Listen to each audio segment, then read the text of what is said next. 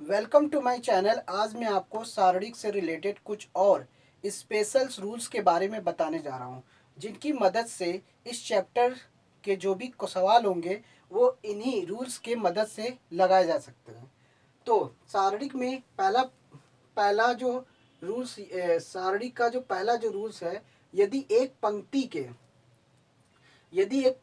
के या एक स्तंभ के सभी अवयवों को किसी संख्या से गुणा कर दिया जाए तो डिटर्मिनेंट के मान में भी उस संख्या से गुणा हो जाता है। तो फॉर एग्जाम्पल है, जैसे सारणिक दिया हुआ है। सारणिक में बात रूल्स के हिसाब से देखिए, सारणिक में रूल्स क्या कह रहा है। यदि किसी पंक्ति के या एक स्तंभ के किसी किसी एक पंक्ति के या किसी एक स्तंभ के सभी अवयवों को किसी संख्या से गुणा कर दिया जाए तो डिटर्मिनेंट के मान में भी उस संख्या से गुणा हो जाता है। तो कहने मतलब डिटर्मिनेंट का जो वैल्यू आएगी उसमें उसी संख्या से गुणा कर दिया जाए तो उसका डायरेक्ट आंसर निकल जाएगा। जैसे ये दिया हुआ है M M M A one, M A2, MA3। दूसरे कॉलम में B1, B2, B3, तीसरे कॉलम में C1, C2, C3। अगर हम इसमें पहले कॉलम के सभी अवयवों में m से मल्टीप्लाई कर दें तो इसकी मान में जो वैल्यू आएगी इस सारणी का जो मान होगा वो A1, A2, A3, B1, B2, B3, C1, C2, C3। तो ये पहले कॉलम में A1, A2, A3, दूसरे कॉलम में B1, B2, B3, तीसरे कॉलम में C1, C2, C3। तो बस सारणी के मान यही रहेगा। इसमें जिस नंबर से मल्टीप्लाई किया गया है उस सारणी के मान में जो वैल्यू निकली है उसमें m से मल्टीप्लाई कर दीजिए। ये आपका निकालने का तरीका है। अगर सारणी के किसी भी पंक्ति या स्तंभ में अगर उस संख्या से गुणा किया गया है सभी अवयवों से, उस नंबर को पहले बाहर कर लीजिए और जो बचा हुआ जो अवयव है वो उसे उतार लीजिए। सिंपल सा इस रूप में लाना है। इस रूप में लाने से क्या होगा, आपके सारणिक जो होगा बहुत इजी हो जाएगा निकालना। अब यहाँ पे m हो गया। अब इस सारणी का मान आप बिल्कुल पहले की तरह निकाल सकते हैं। कैसे? पहले A1 की वैल्यू निकालेंगे, फिर B1 का निकालेंगे, फिर C1 का निकालेंगे। इस तरीके से निकाल के आपको इस सारणी की वैल्यू निकल जाएगी।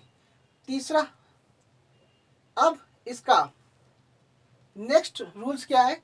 यदि किसी पंक्ति या स्तंभ का प्रत्येक अवयव यदि किसी पंक्ति या स्तंभ का प्रत्येक अवयव में दो राशियों का योग हो, प्रत्येक अवयव में दो राशियों का योग हो तो डिटर्मिनेंट को उसी कोटि के दो डिटर्मिनेंटों के योग के बराबर प्रकट किया जा सकता है। जैसे कि यहाँ पे जो कोटि है, यहाँ पे जो कोटि है, कॉलम जो है इसमें 3 है और रो जो है वो भी 3 है, तो कोटि की जो संख्या होगी वो भी 3 ही होनी चाहिए। तो यानी कि उसी कोटि के दो डिटर्मिनेंट के योग के बराबर प्रकट किया जा सकता है। अब ये दिया हुआ है तो A1 plus alpha 1, A2 plus alpha 2, A3 plus alpha 3, ये पहले कॉलम में है।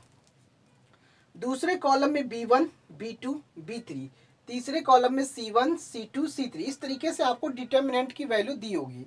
अब आपको निकालना क्या है, इसको इस रूप में कर देना है।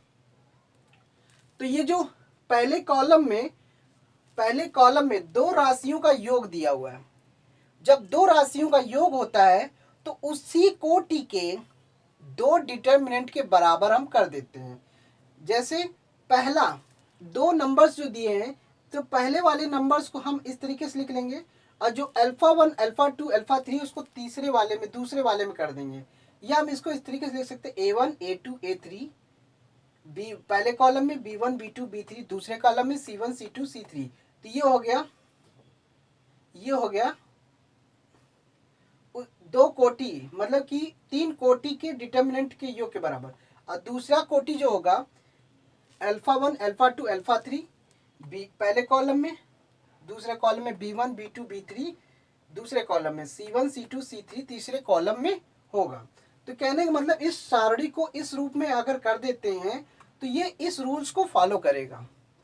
और अगर सारणी की वैल्यू इस तरीके दिया है तो ये इस रूल्स को फॉलो करेगा।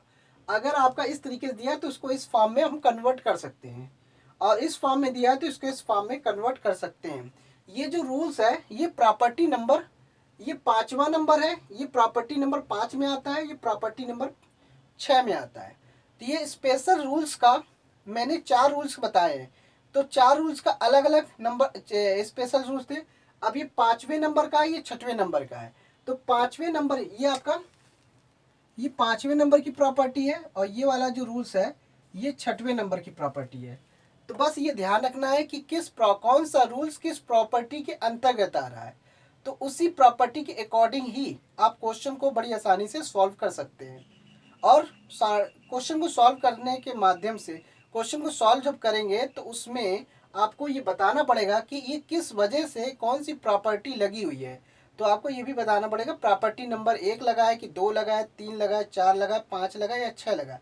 टोटल इसकी प्रॉपर्टी है जो वो टोटल 9 है।